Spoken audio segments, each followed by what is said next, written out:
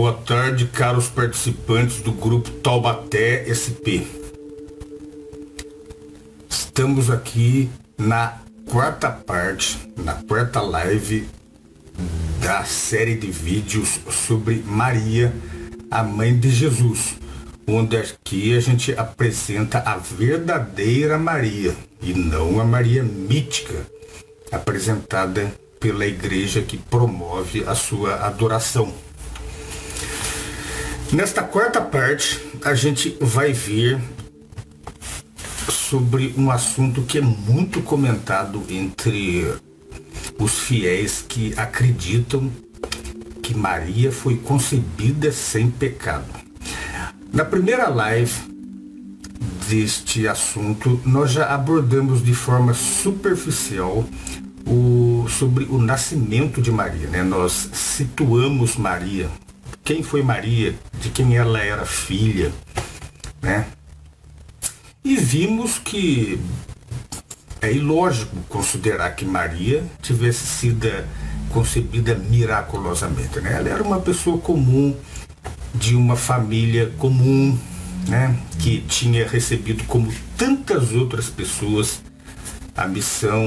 uma missão divina que faz parte do aspecto geral do assunto bíblico, que é a restauração do reino de Deus aqui na terra. E ela então gerou o seu filho, através do qual este reino será restabelecido. Hoje a gente vai abordar o assunto da concepção da Maria, que é considerada sem pecado durante a sua vida inteira, de uma forma mais profunda. Para que não haja dúvidas. E lembrando duas coisas. Primeiro, não é desrespeito algum apresentar uma personagem bíblica de acordo com as fontes históricas e de acordo com a Bíblia, né? A Bíblia é clara.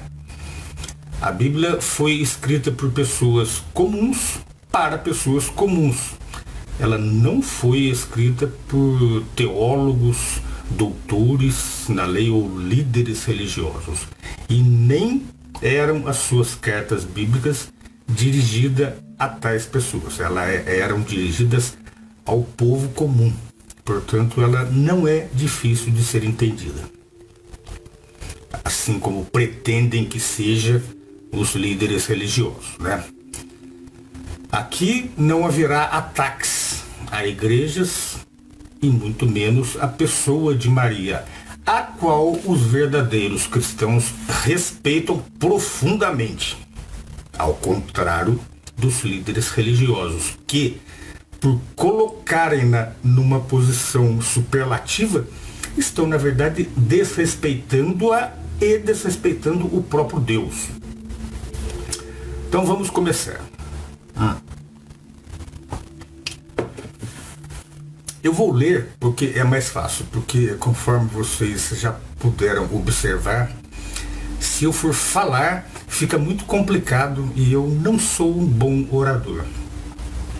Então eu escrevo primeiro, ou então pego artigos e seleciono-os, e daí eu leio aqui para vocês. Ou seja, eu também aprendo. O que eu vou falar aqui não veio de mim. Não. Eu também estou aprendendo junto com vocês. Vamos lá? Bom, foi Maria concebida imaculadamente? Conforme nós vimos na primeira live, foi no dia 8 de dezembro de 1854, lá na Basílica de São Pedro, em Roma, que, com voz trêmula de emoção, o Papa Pio IX lê o texto do seguinte decreto em latim. Ou seja, o povão não entendeu o que ele leu. A tradução do que ele falou é assim: nós declaramos pronunciamos e definimos que a doutrina que diz que a muito bendita Virgem Maria, no exato momento da sua concepção, foi preservada imaculada de toda a mancha do pecado original, pela graça e pelo privilégio singulares que lhe foram concedidas pelo Todo-Poderoso Deus, através dos méritos de Jesus Cristo, Salvador da humanidade. Esta é uma doutrina revelada por Deus e, por conseguinte, deve ser firme e constantemente crida por todos os fiéis. Ou seja, isso passou a ser um dogma da igreja, um dogma não opcional. Mas só foi a partir de 1854. Antes disso, ninguém se discutia que Maria tinha ou não pecados. Desde então, este dogma tem sido imposto a todos os católicos. E a festa da Imaculada Conceição tem sido celebrada em todo o mundo católico, anualmente em 8 de dezembro. Esta doutrina não deve ser confundida com o que é chamado de nascimento virginal. A chamada Imaculada Conceição, que é esta tese que nós estamos considerando, diz respeito à concepção e ao nascimento de Maria, ao passo que o nascimento virginal relaciona-se com o nascimento milagroso de Jesus, que é outra história. Que Maria era virgem ao conceber e dar à luz a Jesus é claramente declarado nas Escrituras Sagradas. Vocês podem conferir isso aí lá em Mateus capítulo 1, dos versículos 18 ao 23, e em Lucas capítulo 1, versículos 34 e 35. Mas mostram as Escrituras que a própria Maria nasceu perfeita e livre do pecado herdado? Vamos ver. Maria, ela era desconhecida na primitiva história da igreja. Sob o cabeçalho Imaculada Conceição, a Enciclopédia Católica admite: nenhuma prova direta ou categórica e convincente do dogma pode ser apresentada com base nas Escrituras. Assim, como foi que a Igreja Católica Romana apresentou esta ideia ao seu dogma? Por que uma religião que afirma existir há quase 2000 anos esperou até 1854 para tornar a Imaculada Conceição uma crença obrigatória para todos os católicos? A Enciclopédia Católica diz, ou seja, não somos nós que estamos falando aqui, é a própria literatura católica. Ela nos diz: com respeito à imunidade do pecado de Maria, os padres antigos são muito cautelosos. Os padres gregos nunca discutiram formal ou explicitamente o assunto da Imaculada Conceição. O fato é que vários dos mais primitivos padres da igreja gregos, que eram gregos, como Orígenes, que viveu entre 185 a 254, Basílio o Grande,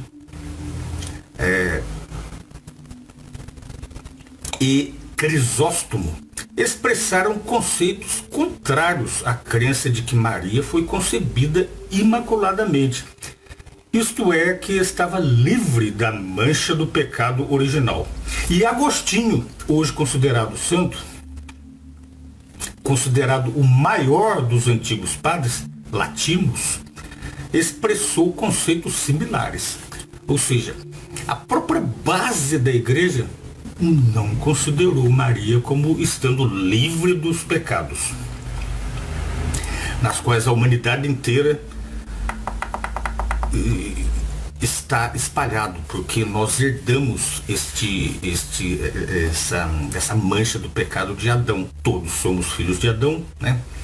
Como pode uma forma defeituosa produzir bolinhos perfeitos, né? Não tem jeito, né? Em seu livro Adoração Cristã, sua origem e evolução, em inglês, o historiador católico francês Louis Duchesne escreve: parece que a Igreja de Roma não celebrou nenhuma festividade da Virgem antes do 7º século. É verdade que no 5º século depois de Cristo, a Igreja de língua grega passou a guardar a festa da Conceição de João Batista. E um pouco mais adiante, a festa da Conceição de Maria.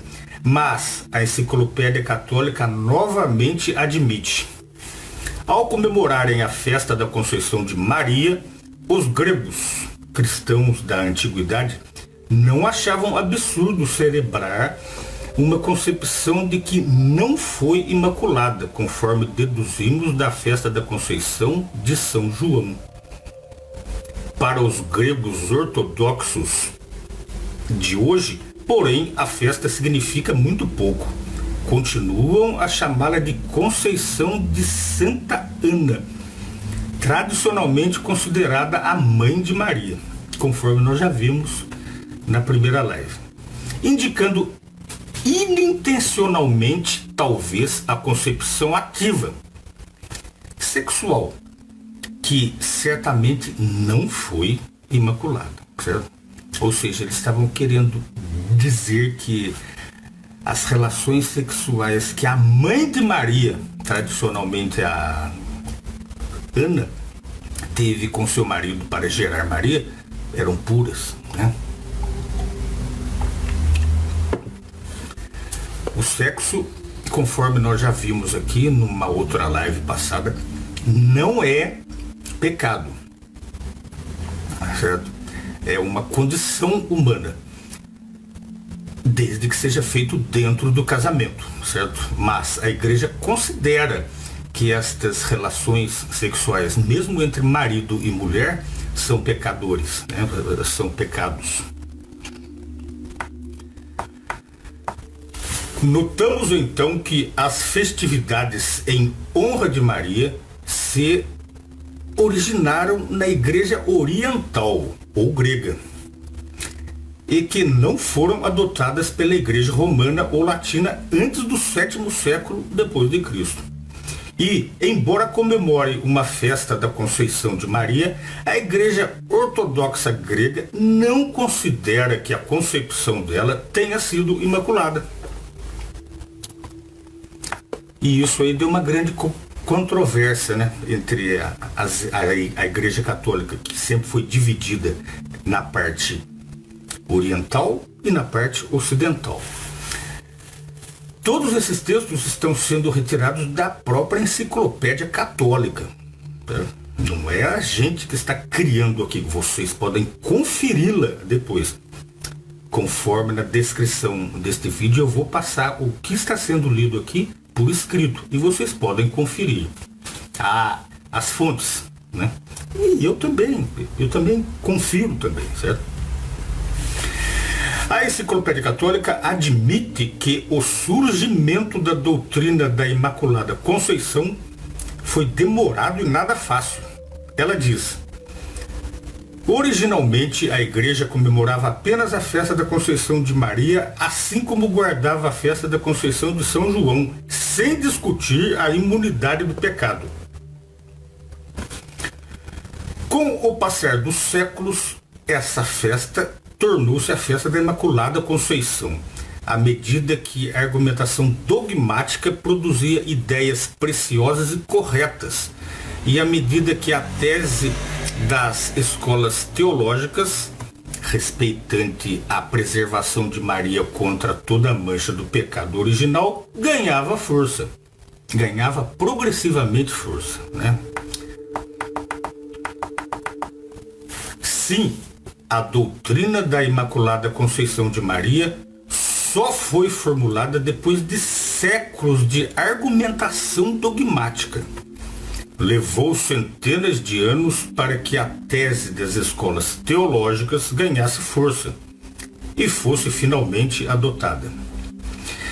Em seus artigos sobre Imaculada Conceição, obras de referência católicas aprovadas contêm várias colunas de matéria sobre com o subtítulo A Controvérsia ou A Grande Controvérsia.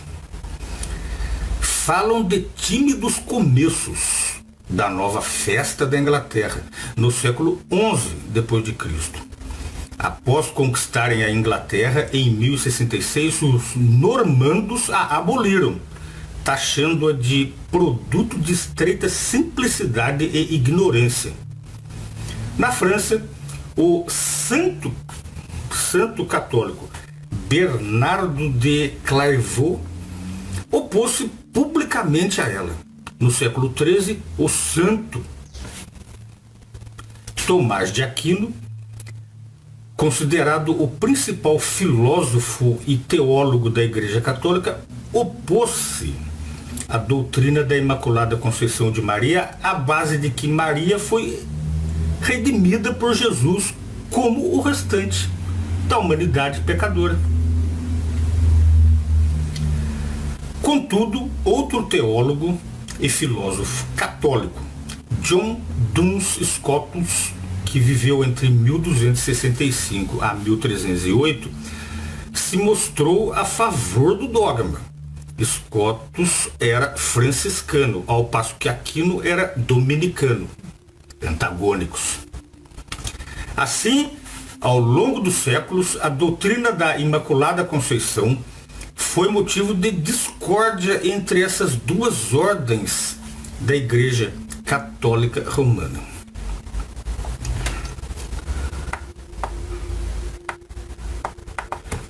Sumariando esta controvérsia, que já foi motivo de escritas de livros por parte dos próprios teólogos católicos, a Enciclopédia Católica diz: as tentativas de introduzir a festa da Imaculada Conceição oficialmente gerou contradição e discussão teórica, incidindo sobre sua legitimidade e significado, que continuaram por séculos e não foram definitivamente resolvidas até 1854, que foi o Papa Pio IX que decidiu taxar.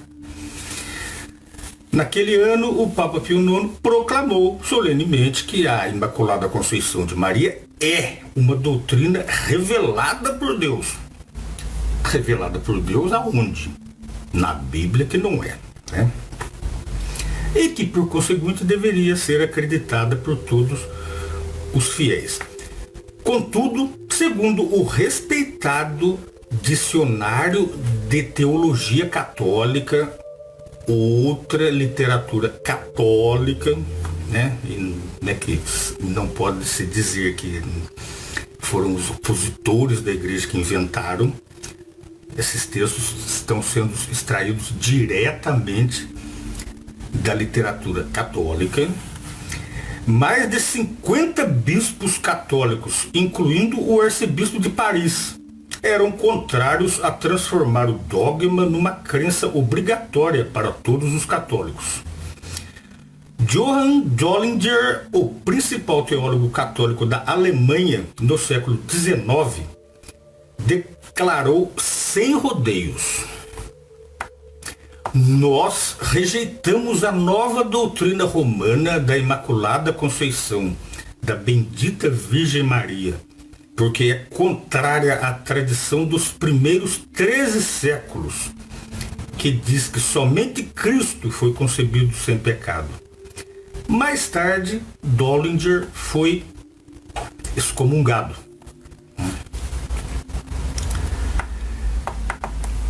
Mas essa teoria da Imaculada Conceição, ela não veio por si própria, não. Ela é um produto de uma outra doutrina igualmente controversa. ela foi um subproduto da doutrina da Trindade, uma doutrina antibíblica também, conforme nós veremos numa outra live aqui, qualquer dia desses. Porque a hierarquia católica insistiu em impor essa doutrina controversial a todos os católicos? O dogma da Imaculada Conceição é um exemplo típico dos dilemas que uma religião cria para si mesma, quando se desvia das claras verdades delineadas na Bíblia. Uma doutrina não bíblica leva a outra doutrina não bíblica. Pesquisas revelam que a adoração de Maria se origina do dogma da Trindade. Como? Tudo remonta ao quarto século depois de Cristo. Em 325, o imperador Constantino, que na época nem era cristão batizado, organizou o Concílio de Nicéia para resolver o debate tecnológico sobre a Trindade. Mas, por motivos políticos, mais por motivos políticos do que religiosos, Constantino tomou o lado dos trinitaristas. Ou seja, quem pesou para que hoje em dia o Deus seja 3 pessoas foi Constantino, um imperador pagão, adorador do Deus Sol chamado Mitra. Mitra, inclusive, é imposto na Igreja Católica até os dias de hoje, né? Vocês entram numa igreja e vocês vê lá em cima, vocês podem notar lá em cima um sol, né? Aquilo ali se chama mitra. Você pode perguntar para os padres, eles não vão dizer, eles vão dizer que aquilo ali é o sol de Cristo, mas na verdade aquele ali era o Deus Sol do Constantino. O Credo de Nicéia declarou que Jesus é Deus e não o Filho de Deus, conforme diz a Bíblia. Isto deu origem a ideias de teólogos sobre a posição de Maria. Se Jesus é Deus, então Maria é a mãe de Deus. Esta ideia chocou alguns e as discussões teológicas se prolongaram por um século. Por fim, em 431, o Concílio de Éfeso declarou Maria Theotokos, literalmente aquela que gerou Deus, ou mãe de Deus. Pode parecer absurdo, né? Nesse ponto você fala, se Deus criou o homem, como pode Maria, que nasceu bem depois, ter gerado Deus? É meio estranho, né? Curiosamente, este título foi dado a Maria em Éfeso, na Ásia Menor, região em que era o centro da adoração pagã da deusa mãe. Visto que Constantino havia transformado o cristianismo apóstata numa religião universal ou católica, aceitável às massas pagãs, a adoração de Maria tomou lugar da devoção de várias outras deusas mães pagãs.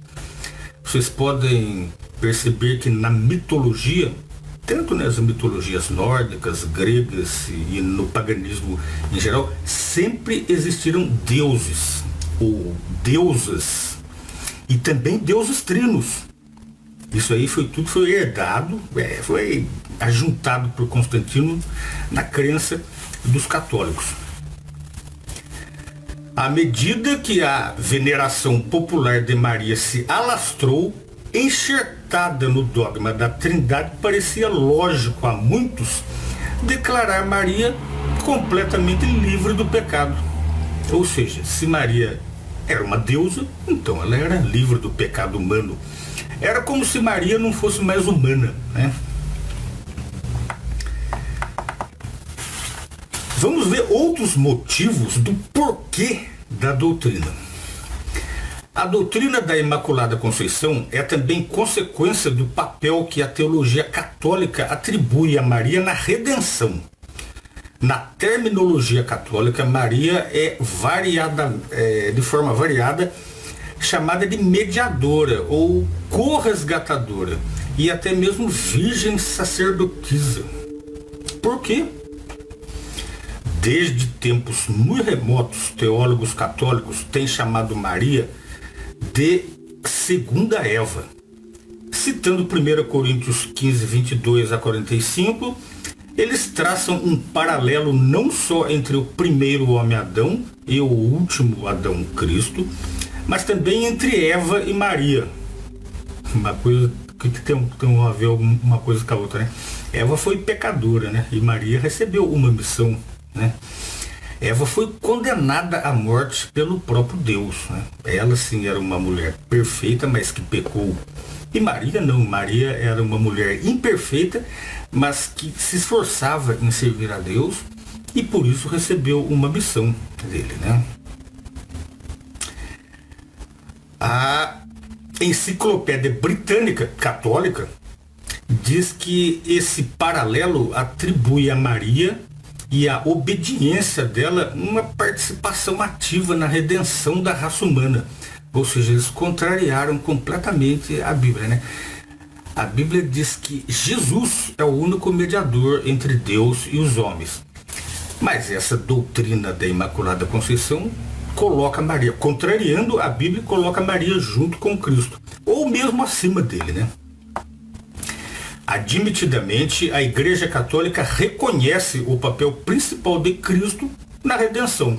De fato, ela ensina que, por uma graça e privilégios singulares concedidos a ela pelo Deus Todo-Poderoso, Maria foi a primeira a se beneficiar dos méritos do sacrifício de Cristo e que foram aplicados a ela no exato momento de sua concepção, a fim de resguardá-la contra toda a mancha do pecado original.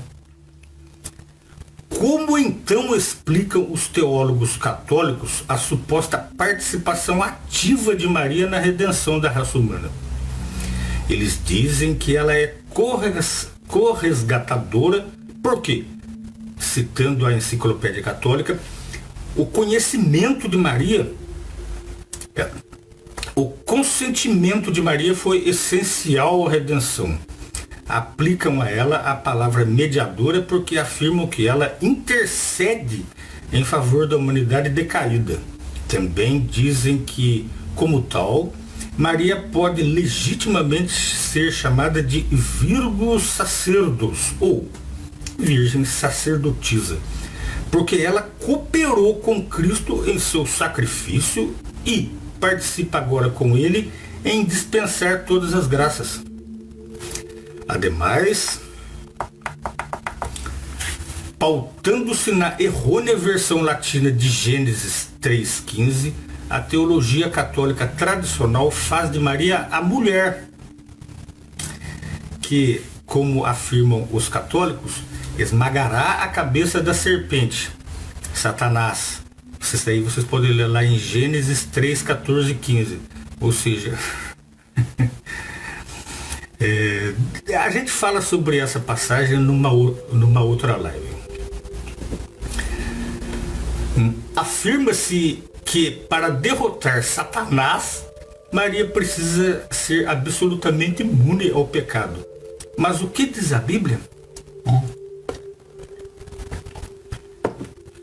Ou seja, para a religião católica não foi Jesus que derrotou Satanás, né? Eles invalidaram até aquele texto de Apocalipse, né? Em que Miguel e seus anjos batalharam no céu e expulsaram Satanás de lá. Agora, pelo visto, para a igreja foi Maria que esmagou a cabeça, né? Mas isso aí é um outro assunto. Isso trata-se de uma interpretação que eles ajeitaram para dar, né, para dizer que o seu dogma completamente antibíblico e não aceito pelos seus próprios teólogos estava certo, né? Escrevendo apenas 3 anos depois que o Papa Pio IX impôs esse dogma ao mundo católico,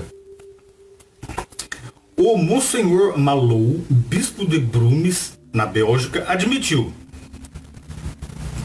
diga-se francamente que, de todos os argumentos apresentados pelos defensores do privilégio da Imaculada Conceição, os tirados das Sagradas Escrituras são os menos exatos e acurados. Muito frequentemente, uma grande quantidade de textos irrelevantes são citados descuidadosamente e quase a esmo. Mas os teólogos católicos afirmam que tanto a Bíblia como a tradição representam a revelação de Deus à humanidade. E, no entanto, as melhores autoridades católicas dizem que a tradição não deve contradizer as Escrituras e que, explícita ou implicitamente, revelar-se apostólica. Como se enquadra nesses requisitos o dogma da Imaculada Conceição? Como vimos, essa doutrina não é apoiada pelas mais antigas tradições da Igreja Católica Romana. Além do mais, ela contradiz as Escrituras. A afirmação de que Maria foi preservada do pecado original a partir do momento exato de sua concepção nega a universalidade do pecado. O apóstolo Paulo disse claramente: como por meio de um só homem entrou o pecado no mundo, e pelo pecado a morte, e assim a morte passou a todos da humanidade, porque todos pecaram. Estava Maria, que veio de uma família judia, todos, livre disso? Era Maria um ser angélico? Não. Vocês podem ler isso aí lá em Romanos 5, versículo 12. As Escrituras dizem também que a redenção de todos veio apenas por meio da morte de Cristo. Se o dogma da Imaculada Conceição de Maria fosse verdadeiro, Maria teria sido redimida antes de Cristo ter morrido, o que contraria a Bíblia, né? Como é que é? Maria já estava redimida antes? Ué, se a morte de Cristo veio para redimir a todos, e Maria? Ou seja, eles desrespeitam Maria por retirá-la do contexto da humanidade e endeusá-la, né? Como os pagãos fazem. Os pagãos, eles pegam pessoas e os idolatram como deuses. Os egípcios faziam, né? O faraó não era um ser humano, ele era um deus. Assim também os católicos fazem com Maria e outros, né? Eles pegam aquelas pessoas e retiram do contexto humano e colocam como deuses, né? Assim, medido à base do próprio padrão da Igreja Católica, esse dogma não é nem apostólico nem bíblico, não sendo, portanto, uma tradição aceitável. Não deve isso induzir os católicos sinceros. Se você é um católico sincero, preste bem atenção, a examinar à luz da Bíblia outros artigos de fé em que são obrigados a crer? Meus amigos, esta foi a quarta parte do assunto de Maria. Eu vou deixar tudo por escrito aqui na descrição deste vídeo, isso que foi acabado de ser considerado. Qualquer dúvida, podem escrever nos comentários. Lembrando que no dia 29, o próximo domingo, nós faremos a última live sobre Maria, para arrematar de vez qualquer dúvida. E a próxima live também será feita de uma maneira menos técnica, direcionada para as pessoas mais simples entenderem. Porque a palavra de Deus, ela é simples. E ela foi dirigida às pessoas comuns. E não é complicada para ser entendida, viu? Então, bom domingo a todos e até mais. Ou a qualquer hora, em qualquer assunto que eu possa voltar aqui neste grupo, tá?